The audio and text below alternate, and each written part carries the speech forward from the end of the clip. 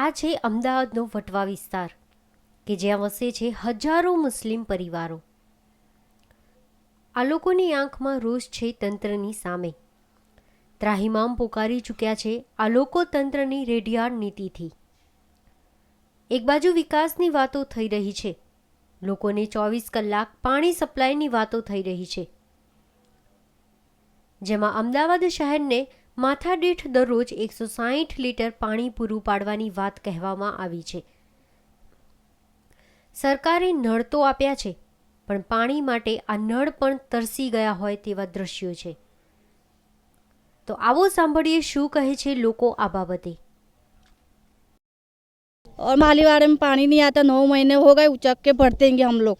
और ये उम्र वाले दोषींगे, 80 बरस की इनकी उम्र हो गई है, वो भरतेंगे, इनके पैर दुखते हो गए.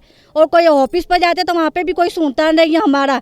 बोले कि हाँ हो जाएगा. रमजान में के तुम्हारे पानी चाहिए तो तुम्हारे को रमजान में भी मिल जाएगा. रमजान का आज बकरा ईद हो गया, 3 महीने हो गए, पर कोई सुनता ही नहीं हमारी फरियाद. દાડા ઉપર અમારે ત્યાં પાણીની તંગી છે, પથ્થરો નથી, ગટર લાઈન સાફ નથી થતી.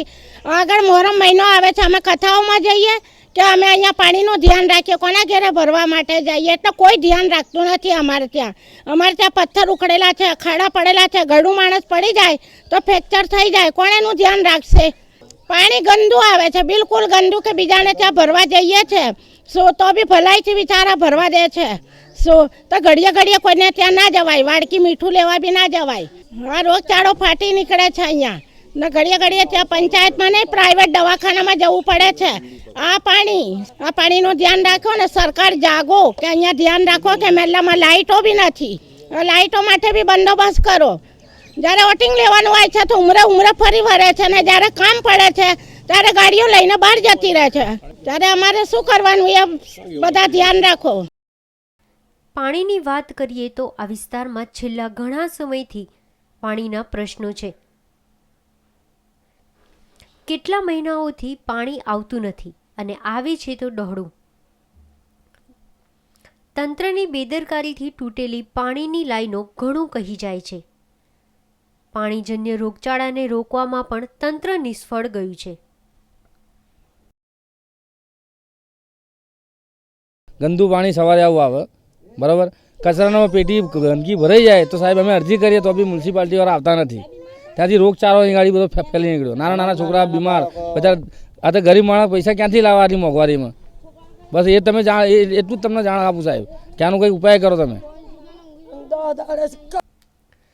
ઠેર ઠેર કચરાના ઢગલા, ખાડાઓમાં રસ્તા, રોગચાળાથી ભરેલી કચરા પેટીઓ અને પાસે જ રહેતા લોકો,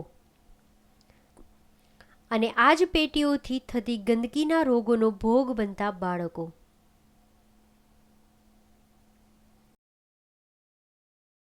કોર્પોરેટરને હવે અત્યારે અમારે એક કોર્પોરેટર જે કામ વિકાસ કરતા હતા હસમુખભાઈ પટેલ, એ અત્યારે ધારાસભ્ય થઈ ગયા છે, બરાબર.